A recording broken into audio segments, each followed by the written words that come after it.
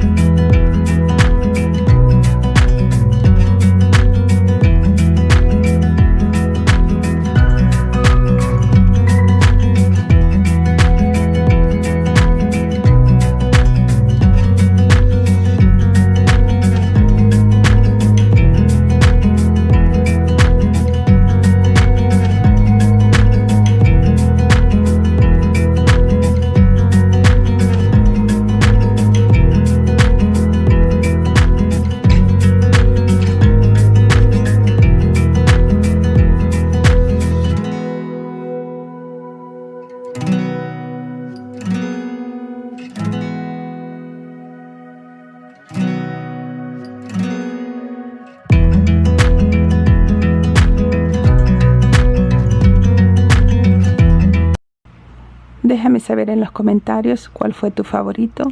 Mil gracias a cada uno por el tiempo que se toman en ver los videos. Por favor, no se olviden dejar su like y si eres nuevo por aquí, te invito a suscribirte. Cariños a todas. Bye.